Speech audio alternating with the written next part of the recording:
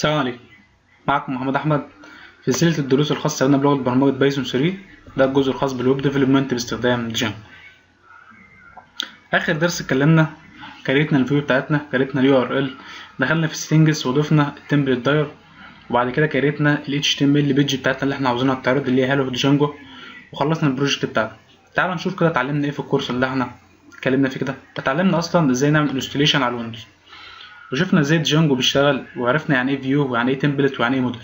احنا ما اتعاملناش غير مع الفيو بس، والتمبلت تعتبر لسه ما اتعاملناش معاها. التمبلت تعتبر لغه برمجه تانية اشبه ما يكون بال HTML، هينزل لها كورس خاص لوحدها لان التمبلت مهم جدا. بتستخدمها التمبلت علشان تقدر تعرض الداتا بتاعتك. هنتكلم عن الموديل، شغل الداتابيز لسه ما اتكلمناش عليه، ولكن هنتكلم عليه ان شاء الله في الكورسات الجايه. اتعلمنا ازاي نكري بروجكت، وقلنا ايه المكونات بتاع البروجكت بتاعي، شرحنا كل فايل فيهم بيعمل ايه وايه اهميته.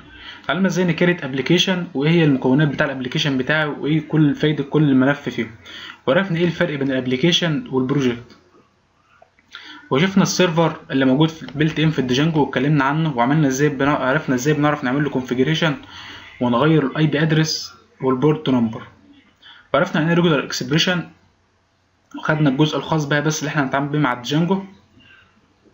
وبعد كده كريتنا فيو، عملنا دالة بسيطة كل غرضها ان هي ترجع لي بصفحة HTML، وكريتنا URL، وعرفنا ايه فايدة الريجولار اكسبريشن في اليو ار ال.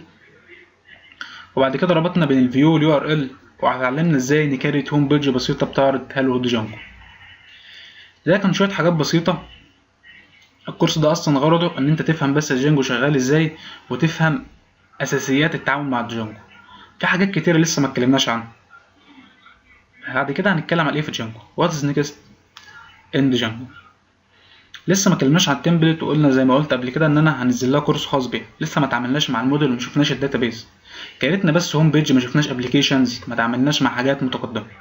ان شاء الله سنتظرونا في الدروس الجايه. هتبدا برضو مشاريع بسيطه للديجانجو، ولكن هنكبر العمل شويه. دي كانت عباره عن سيمبل ويب بيج، لسه هنتعامل مع كام ابلكيشن، وهنبدا نتعامل وهننزل كورس خاص بس بالتمبلت، ونقدر نتعامل مع الموديل، ونشوف الداتابيز وازاي نتعامل مع الداتابيز، وازاي نتعامل مع السيكوال والماي سيكوال. هنشوف كل انواع الداتابيز.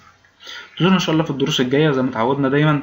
كل جديد ان شاء الله على القناه بتاعتي، انتظرونا ان شاء الله. السلام عليكم ورحمه الله وبركاته.